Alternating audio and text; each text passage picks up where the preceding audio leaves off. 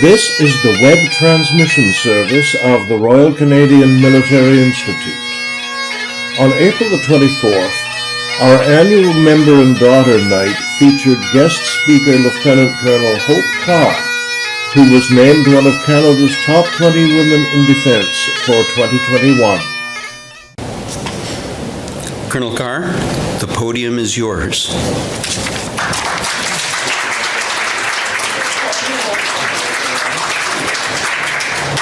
I have to turn on. I've been trying not to turn it on the whole time I'm eating. Where's the button? It should go green. Are we good? It looks green here. Oh, there we go. I'm here now. Perfect. I'm live now. So, first of all, you taking my thunder. What was that? I had to go back and scribble off. Okay, I won't say that. No. So I have some notes, but anybody who's known me, my husband's looking at me right now, knows that I generally kind of just talk. I grew up in a family of 4 girls, so we didn't get a lot of time to talk. We fought for attention of who was going to get to say what when. And I was the baby of the family, so yeah, see, you know. Oh, see, you get it. See, I see it. Yeah, I get it. It's hard, yeah. We were the 4-H club. My name's Hope, Heather, Holly, Heidi, and Hope. Yes, and my sister, who was the meanest sister, told me I was the last hope for a boy. And until I was 10 years old, I believed her. And we still torture her to today, even though I'm 50 years old and she's a little bit older. We still remind each other of that. But, you know, when I was asked to come speak here, I honestly was immediately excited. We get asked to do a lot of stuff in the military that maybe we aren't always as excited to go and do, or to leave our families to do, or to go and take part in. But this is so amazing to me, being one of 4 girls in my family. I have my own daughter. I have a daughter and 2 sons. So it was an amazing event from my perspective to have this, and just such an important event in this period in time we're in. I mean, it's just such a transitioning period of time. And I had like a really cool dad, and I lost my dad about 20 years ago, but he was just an amazing guy. And my dad was a feminist before men were feminists. And I mean, I think he would, if I told him that today, he'd look at me and say, no, I wasn't. But you know what? He had his 4 girls. And he told us, you will be anything you want. You will do anything you want, because you can do that. There is no limits. You are your only limitation. And my mom, you know, he was the fun one. My mom was the one who actually kept everything moving, which often happens. And I remember in grade 2, I don't know, this is probably aging me because I'm sure we don't do this anymore, but they used to hold up flashcards, and they were like multiplication flashcards. And you know, if my desk was here and this was your desk, the teacher would whip up a flashcard and I'd be like, 2 times 0 is 0. And the first person who answered it got to move on, and the other person had to sit down. We're not allowed to probably do that anymore. It's very competitive. But that day I was on, and I was on fire that day. And I came home and I was like, or I finished the day, I finished math class, and I beat everyone in the room. And so like I was really feeling really excited about it. And I remember that one of the boys in my room looked at me and said, those were easy questions today. That's why you got it. I looked down when she flipped the card. That's why you beat me. And then another boy chirped up and said something else, and it went on like that. And so I came home and I had been feeling really, really good about myself. I was like really feeling like I'd rocked it. And then by the time I got home, I felt kind of really sad and kind of like not so great about myself. And my dad, you know, being the perceptive one that he is, and you know, just understanding his kids, he said, hey, what's going on? And I said, well, you know, I explained the story. And he looked at me and said, you know, in your whole life, there are going to be people who set your limits for you. There are going to be people who tell you that you're not good enough, or what you did wasn't good enough. And he said, so you can listen to those people, but then you're giving up all these opportunities. He said, and you know, in much calmer language, or a quieter language for a 9-year-old, 8-year-old, or whatever I was, 8, 9. And he said, but you know, you need to be brave in this life, because brave people do really cool stuff and really awesome stuff, and they set their own path. And he said, I know you're going to do really cool stuff. And so you know, I took that away. And you know what? For years afterwards, we would have these moments in our life. And my sisters would have these moments. And I gotta tell you, it's rough having 4 sisters. My oldest sister just took over as the president of the Canadian Dental Association. My other sister is an artist who's traveled around the world performing with Leonard Cohen and Yo-Yo Ma and designing. She paints art as they're performing. My other sister is a chief investigator for nursing. And then it's me. And it's rough. Like when you got that crowd, you're really working. But it's because we were all successful because we had an ally so early in life. We had someone who saw our worth, who enriched our lives, who empowered us to be different and better people. So when someone said no to me, that was like, oh yeah. Thank you. I set down my coffee. Let's go. Because my father and my mother gave us a foundation that said to us, you can do anything. So I took everything in life as a challenge. And that was really important to me. And I think, you know, one of the other things that was said to me early on by a mentor I had was failure is not the things that we do and not succeed and don't succeed at. Failure are the things we never try. And that was like such a foundational moment to me because it resonated so much with what my father had told me and how he enriched my life, and just understanding that failure is not about not getting it right the first time. It's about just not trying at all. And so that kind of changed my perspective as well. And I thought, you know what, I need to start putting myself out there and start doing some more things. And so I took on different challenges. My family has no military background. I moved to Victoria doing my master's degree, and I thought, what can I do different? And I was waitressing, and I joined the Army. And man, did I find my people. I mean, I'm a very type A personality. Stop over there.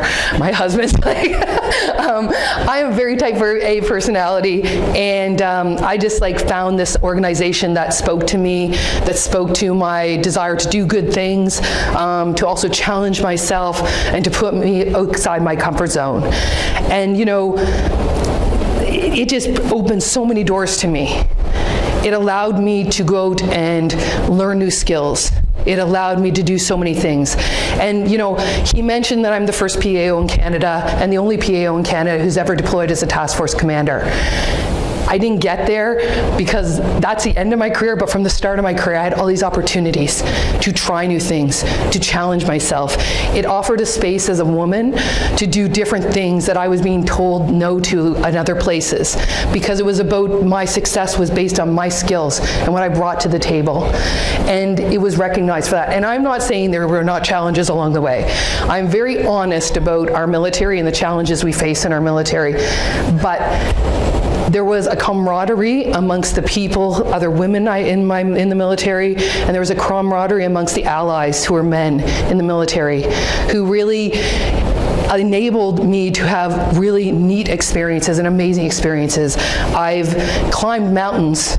I did the Tour de Mont Blanc. I hiked for 9 days and did an expedition while I was in the Army. As a PAO, who knew that that was going to be an exciting career as I had a backpack on and for 9 days hiking. I've been a task force commander in Canada's North for Op NANOOK. I had 140 members under my command, an air component command, an army component command, a naval component command.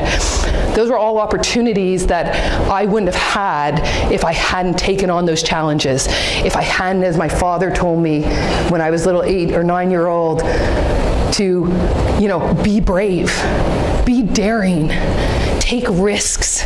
Risks come with great rewards. Even if you completely fail, sometimes the failure is a lesson in and of itself, and it's where you're going to move on to other things. And I think, you know, that was really what pushed me to keep moving through. And, you know, we are facing challenges today. I think as women, we are in a changing time. I think that women, whether you're a child or an adult, we're facing challenges in how we do life. And it's a hard time to find balance sometimes for us. You know, you mentioned that I have children and that I have a career. I'm working on my PhD right now, and it all sounds crazy, but part of it, the way that I am able to be successful is, one, to be daring, but also to surround myself with people who support and push me in the right direction, and who are part of what I call my tribe. And so I think there's a sister thing in that. We learn to surround ourselves with people who believe in us because we understand the power of sisterhood. But that sisterhood comes from outside our families as well. And that sisterhood often involves the men in our lives who are allies and who are changing the narrative and allowing us to have opportunities that we didn't have before. So I think that the one thing I learned a lot about is just that with every risk and every chance I took, I had opportunities, or I learned something new. And so I was married before, just once. And I had 2 kids, and I remember the year I got divorced, I quit my job, I started my own company, and I threw caution to the wind. I bought my house. I don't know how I managed it. I'm still, to this day, I'm sure I think I was paying 82% interest or something ridiculous. But I did that because I had people around me who were empowering me to do that, and helping me to do that, and helping me to understand my worth that I was bringing to the table. I just, they said to me, okay, you're a PAO, here's kind of your career. You're done. You're a major. That's kind of it. And I said, no. So what's next? And so every job that they offered me, I said yes. And man, you get offered a lot of bad jobs when you're willing to say yes to stuff. And I would say yes. I would say, is it a command? Yeah, I'll take it. You're going to go be an officer commanding this platoon? Great, I'll take it. Oh, you're going to go be an officer commanding this? Great, I'll take it. I was in an armored recce corps. I was in an infantry corps. You tell me which was, and I'm going to take it. But because I was taking risk, and I was daring, because I was empowered to that as a young person, and I just kept thinking of my father and the advice he gave to me as a little 9-year-old, and I thought, okay, this is it. You know what? Say yes. Say yes to challenges. Say yes to new things. And so I really worked on just kind of creating space. And what I learned as I sort of grew up in the Army, and I have to tell you, I love being in the Army. I love everything about it. I think it is the best job I've had. I don't know that my kids yet, my older kids will go in, but I keep having that little hope in the back of my head that they might. I think my youngest might. I think what we do is so important, but part of being able to do that was feeling a sense of camaraderie and feeling a sense of trust that I could move through this military and have these experiences. And I think, every misstep, or what some might call missteps or some might call sidesteps, have actually brought me to the next level of doing different things. I didn't start out trying to be a consultant. I'm not a good self-employed person. That's not sort of where I'm at. But I happened into it by accident, and what an amazing journey it's been to work in NATO and work in the European Union. Last year I spent June and July in the UN, working in UN headquarters in New York, and all of those opportunities were because I said yes to challenges that were put out there for me. And I wouldn't have had that if I hadn't had that support and sense of community that was around me. So I think the big thing that I want to pass on is that I didn't get here because of me. I got here because of the work I did, but I got here because other women and other came before me, and other men were allies.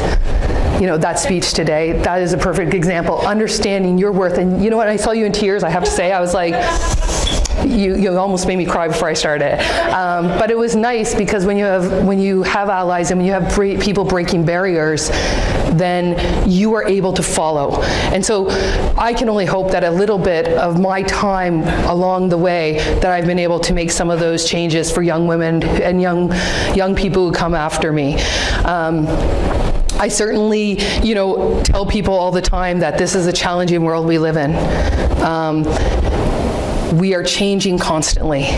and the role of men and women and the challenges that young men and young women face are different than they were. You know, I don't think I'm that much older, but I have a 25-year-old and a 9-year-old, and the difference I see in how they experience this world is amazing. And I certainly, in my time in Africa, the experiences I had with other women in Africa really resonated with me and have actually changed the way that I look at the world we have today.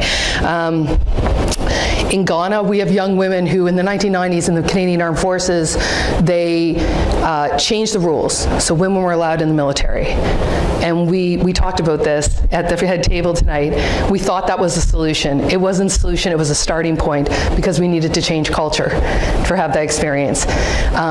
In Ghana, we're watching that happen right now, and I got to be part of that for 5 or 6 months, and watching young women change the roles that they play and having meaningful participation in what they do. And I think, you know, that is really what we're working towards, is not just that we have women having opportunities, but that we're having meaningful opportunities that will allow long-term change to happen. So in saying that, I guess my message to all of you about my experiences and the experience I have as a female in leadership is be brave. Take risks. Take so many risks. I think, you know, we have become a world where sometimes we fear change and we fear everybody not agreeing. Have conversations. Have tough conversations. They matter. We do not all have to agree with each other to figure out what the way ahead looks like. So that's one advice. 2, don't miss opportunities because we're afraid we may not make it the first time. Because you know what, I've made mistakes. I've made a lot of mistakes along the way. But you know what, I learned from the mistakes. And that's allowed me to get where I'm at today and where I'll be in the next year and the new job that I'm moving to. And you know, there was a time when people told me, PAOs don't do that. Public affairs officers, you might be a major, you'll never command, you'll never go overseas except to do public affairs work, you'll never lead. And you know, people like Jenny Carignan, people who have come before me have set a path to allow me to have a different experience. So just those opportunities are there because of that experience. And I think the other thing that I would leave with you is that follow your path. You know, I have found in my life, even as an adult, I thought I knew what I was doing. I often tell people I'm not sure what I'm going to do when I'm a grown-up because I've had all kinds of little careers. But my path doesn't look like anyone else's. But hopefully the path I took created an opening for someone else to find their own path along the way. And I'm hoping that the work that I've done will make room for other young women in the military or other young women in leadership when they look ahead and see what their possibilities are. When I did staff college, no one looked like me at the front of the room. I had actually 10 men standing at the front of the room explaining to me that how my leadership potential and how it would work. And when I explained to them, well, I don't see anybody who looks like me, it was a resonating moment. And so, you know, maybe I'll be the person at the front of the room as we move forward who will actually create that space. So be brave, take risks. Find a path that works for you. It's not always the path you think it's going to be. And for the men in the room, be allies. You know, sometimes the strongest voice at the table is the voice that doesn't allow a negative narrative to happen. Small thing that happened on my way here is I travel a lot. I have super elite status at an airline. We get on the plane and I'm traveling with my husband and they immediately look at my husband and say, Mr. Turton, how are you doing? Is everything okay for you? Can we get you something?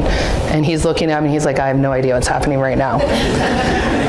And they thought that he was the person with the status. So I was like, okay. I'm a little irritated right now, but that's okay. We have different last names even, but that's okay. And my husband immediately looked and said, I think you think I'm someone I'm not. Actually, this is Miss Carr. She's actually the one who has the status. I think that's who you're meaning to talk to right now. That's a small thing, and it didn't really matter in the scheme of things, but I think that it shows the power that his voice had in changing that narrative for that day. So everybody in the room here has the ability to not only empower through parenting, empower through friendship and leadership and mentoring, but also empower through changing the narrative that is out there and asking for another narrative when it's not right, or having the desire or courage or whatever it may be to stand up and say, this isn't the way it's actually happening, and empowering my ability to lead and my ability to play the role that I have and other young women have. So I think, that's the main parts that I want to leave you with. I think if anything that I can say to just end it is the strongest voice in my head every single day is my father's voice when he said that to me. And I hear him to this day, 20-some years later. And I hear the voice of him telling me to take risks, be brave, and do not let anybody tell you what your reality is, because you will be the only person who will choose to do that. And it's been 20-some years since I got to hear his voice. And so the fact that it can resonate in me like this at 50 years old just tells you how important it was that I heard those words, and how important it was that he gave me those words to take me through being an adult and to be able to share with you here today. And I really hope that at some point something will happen and you'll hear those words yourself, and they'll give you a little bit of a boost to say, no, today I'm going to do that. So anyways, thank you very much for your time.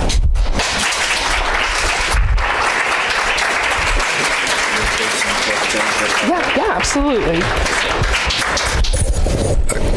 Colonel Carr will take some questions or comments if you have any. This is very awkward. You see, you should plant a question ahead of time. You should plant a question ahead of time. I was just telling him you should plant a question ahead of time. Okay, this is not a planned question. Okay. What you were doing in Rwanda, my sister and I were there. Amazing. Really loved the country.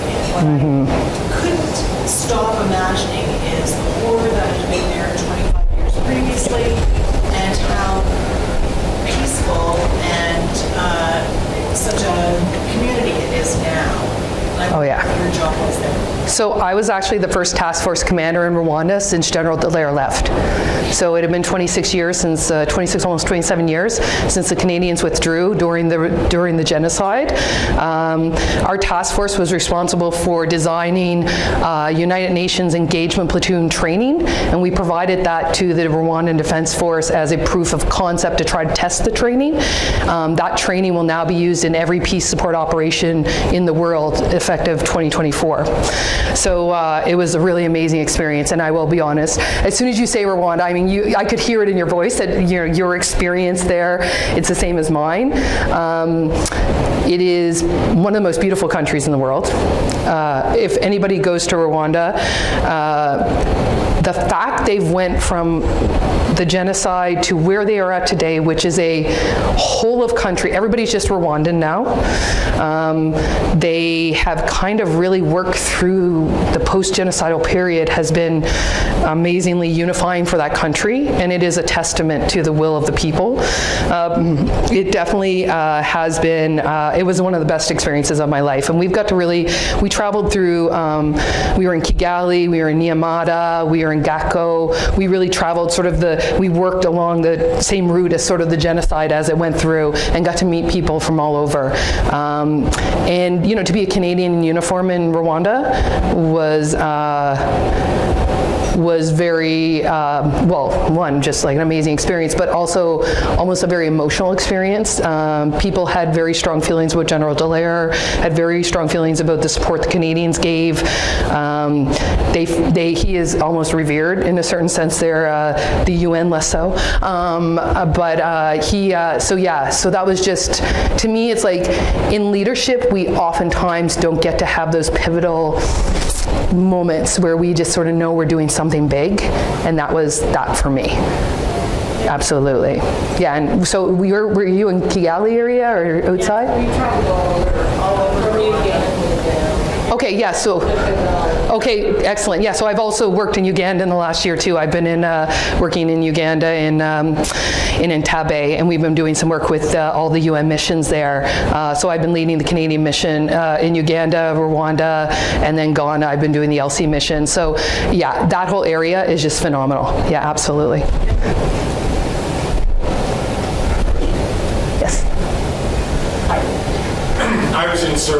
70s. And back in the 70s, in this institution, women were forced to go through the back door in the building. And by the time I finished service, that was gone, fortunately. But what I wanted to ask you was, at what point did you really see pathways opening up for women's careers inside the armed forces? Yeah, It wasn't there in the 70s. No. Well, I wasn't there in the 70s. No, I was. I was 73, so I'm good. I joined in '96. I think that it's fair to say that, I was originally a logistics officer. I went through all the phases of a logistics officer. I served as a company commander for a bit, and then moved over to the PA branch.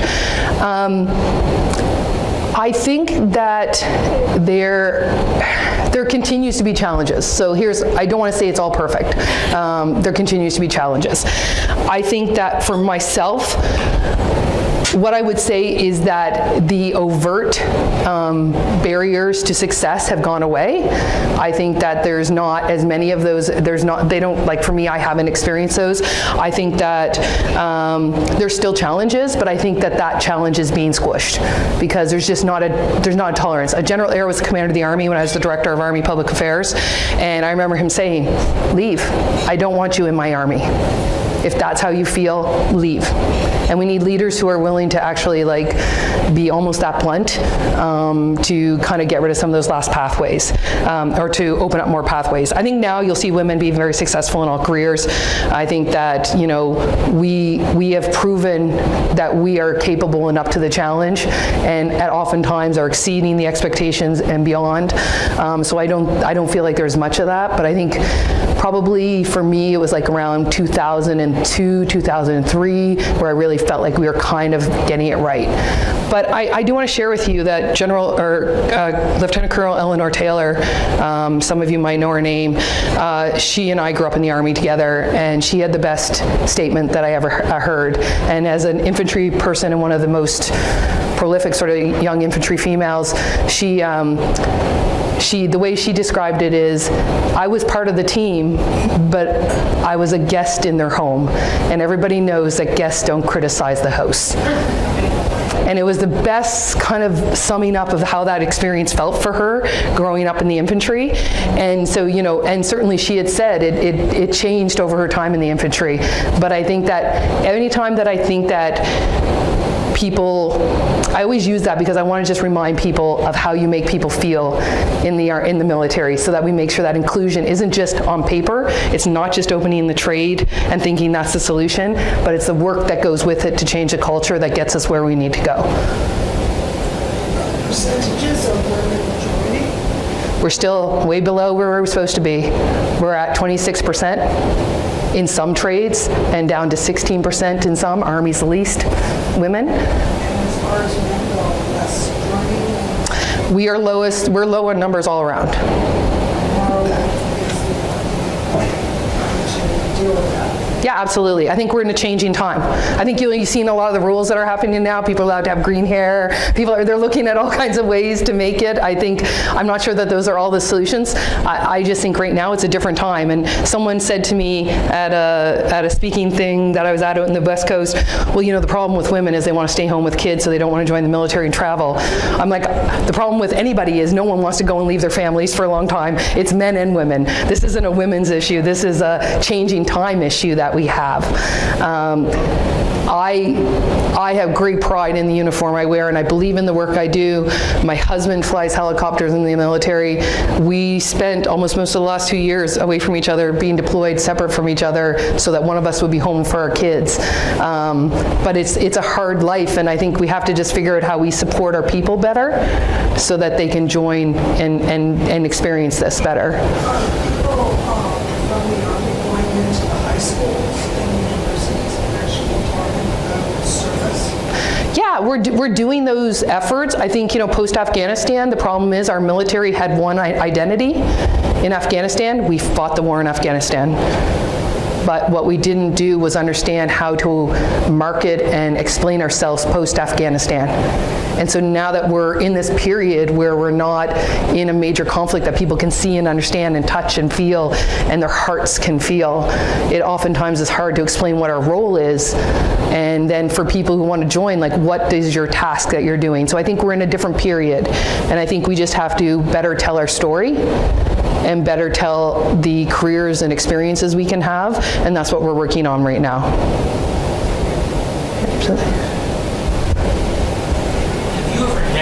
Male subordinates not respect you as a commanding officer? Yeah. What did you do? Yeah, so I think everybody has. I don't know anybody in command who hasn't had someone not respect you, to be honest with you. I don't know that I'm special in that regard.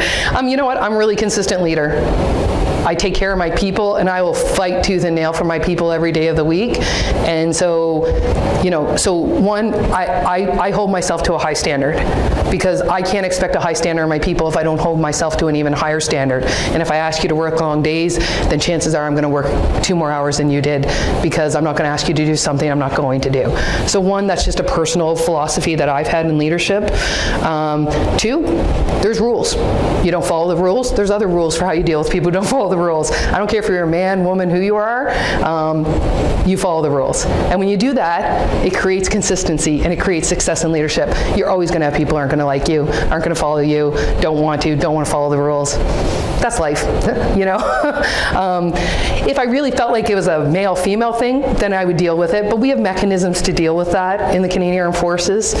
But, you know, honestly, those people come to work, they want to work, they want to do their job. You know, but yeah, I don't know. I saw some people laugh when I said that about leadership and people not liking you and maybe not following you. I mean, that's how it works. But I think, you know, there's less room there's less space in the room for people who just don't want to follow me because I'm a female. Then don't follow, because you don't have to be here. And even though we're losing people, those are not the people we want. Because in a time when I need to rely on everybody around the room with me, like, the whole point of the military is that we are relying on people to take care of us and save our lives. So if that person's unreliable in day-to-day business, then they're not going to be reliable when I need to turn around and know that they have my back. Thank you. You're welcome. So my sister-in-law, we spent time in Rwanda and Canada together. And also this past January, we were in Ghana for 2 weeks. Okay, so I was there. So, like, where were you guys? So I'm wondering, what were you doing in Ghana? I was just going to say, I was there in January. Where were you at? So in Ghana, I was actually the task force commander of Op Elsie. Op Elsie is an amazing initiative by Canada. In 2017, there was a defense ministerial, UN ministerial, in Vancouver called the Vancouver Principles were announced by the government. And what that was a commitment to increasing Canada's participation, to increase the meaningful participation of women in peace support operations. So we made that promise in 2017. We were a little slow getting going on it. But one of the things that came out of that was the Elsie initiative. And it was named after Elsie McGill. She was the first female who graduated from engineering. She's the first female to have a master's in engineering. She was the lead aeronautical engineer on the Hurricane project, the development of the Hurricane. And that project was working to help nations like Ghana who wanted to increase the number of women in their forces. So my job was to go to Ghana with my task force and work with them on how do we create coursing, how do we create material, how do we create support for increasing the number of women. So part of that is I actually got to travel all over Ghana. We did a garrison trip, and I traveled to every unit in Ghana, including on the Burkina Faso border. So we were up north, south, everywhere. And I got to talk to every single pretty much military person that existed in the Ghana Armed Forces. It's 12,000, 13,000. And we did an education piece, but we also talked to them about what are the inhibitors, what are the barriers. part of Canada's Elsie initiative is there's a barrier assessment, and the Ghana Armed Forces did a barrier assessment, which is pretty brave to put yourself out there like that, and say, what are the barriers to women joining? And so we were helping to break down those barriers. Ghana is one of the most gender-inclusive nations already, and especially in West Africa. They are kind of, you were in Ghana. Ghana's kind of like a hub of, they haven't had a terrorist attack. They kind of are this little hub in West Africa who has kind of stayed out of the fray a little bit. But they're a leader in terms of the military, and they're trying to do things differently there. So I was there from September till February working with them, and I'll go back there probably at some point and help and hand over to the next task force commander who will go there. Ghana's lovely. They are a complicated people. I don't know what your experience was, but they're just, you know, it takes a long time to get them to trust you. So a lot of my time spent there was doing engagement, and, you know, I said the joke, I was kind of joking earlier, but they just sent me a message earlier today, and I was just called the colonialist, then I was called their favorite colonialist, and by month 4 I was called Hope. And so, like, that's when I knew I'd kind of broken the barrier, when I stopped having colonialist next to my name. But yeah, amazing experience. And, you know, I think, you know, I learned a lot about what does it mean to have gender equity and gender equality, and what does it mean to actually do it versus say it. And a big portion of what I did there was bring back to Canada and have some hard conversations in Canada about what we weren't doing right in the Canadian Armed Forces and what we could learn from Ghana and how they approached it. Because they had tough conversations there. They said a lot of stuff we aren't allowed to say in Canada. Like, there was, like, you know, because right now we don't have tough conversations, and I've said this in front of the Chief of Defense Staff, so I won't get in trouble for this. We are afraid to disagree. We are afraid to not share the same opinion. And the danger in not hearing someone who doesn't have the same opinion is we don't understand the problem set. Barriers are onions. And if we just look at the onion and see the surface, then we're never going to fix a problem. And so maybe I don't like if you say, women shouldn't be in the military, and here's why. But when I hear that and we have a discussion, maybe I understand why you feel that way, and maybe there is something that I can change.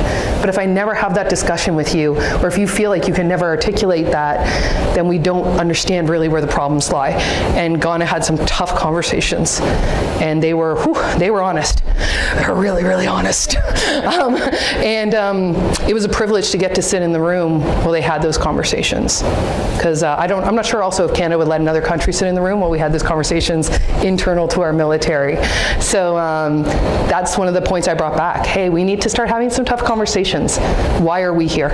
Why are these barriers here? Because if we're going to get it right, and where do we create equity programs for women that have created inequity for men? Because this is not just a female issue. There's conditions where we've had equity has actually caused the reverse in creating an unequal situation for men within certain areas as well. So we need to start having those conversations. Sorry. Anyone else? Another question? Have you ever been to Israel? No, I have not. Yeah, but they're there as soon as they finish high school at 18. Every woman, young woman, and every young man, they have to join the Army. That's Norway's the same way. They have 1 year conscription that they do. It's a 1 year program. And if there is,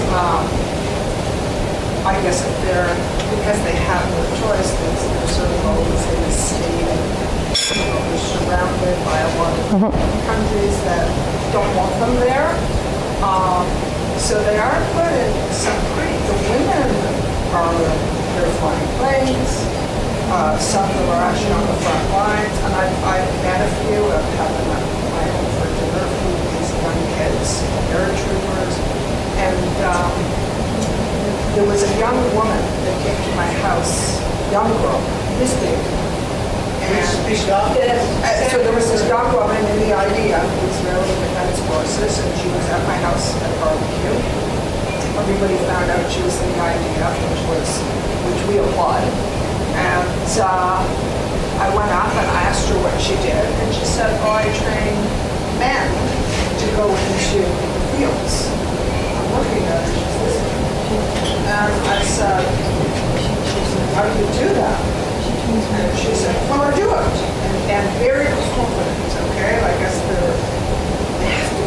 they're trained, they're real trained soldiers. I said, have you ever made a young man cry? And she goes, all the time. So but that is a place where they know they're going into these. They have to know. They build careers. So when they're girls 2 years, men at least 3 years, boys. But many of them stay on and build their careers in the Army. Yeah. So I think there's probably a lot to learn from, like you say, Norway or Israel, where the women are. I don't want to say a complete equal status. I'm not 100% sure on that one. I think probably more. But it's a full, they must be in the Army. Yeah, I mean, I think every country looks at it differently. I'm not sure that that would go over very well in Canada. I'm guessing it wouldn't. No, and the reality is that the approach to our military is just from and this is Hope Carr talking, this is not the Canadian Armed Forces, is that I just think we need to just do a better job of communicating. And I think we don't always, we make assumptions that everybody understands what we do, but I don't think people understand what we do in a non-conflict time.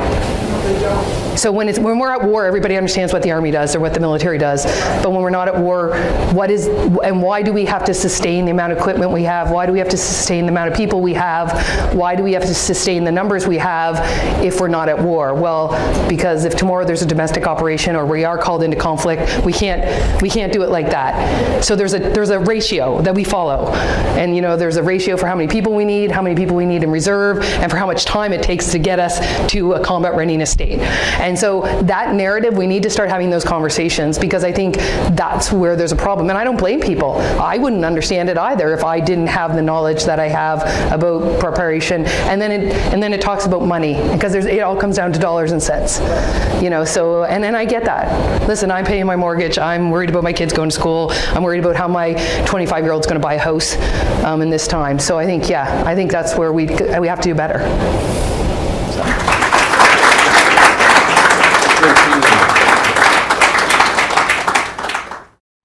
This has been another in our series of webcasts produced by the Royal Canadian Military Institute in Toronto as a public educational service. You can find news of upcoming events and links to our webcast archives at www.rcmi.org. On behalf of the RCMI, this is Eric Morse saying goodbye for now, and thank you for joining us.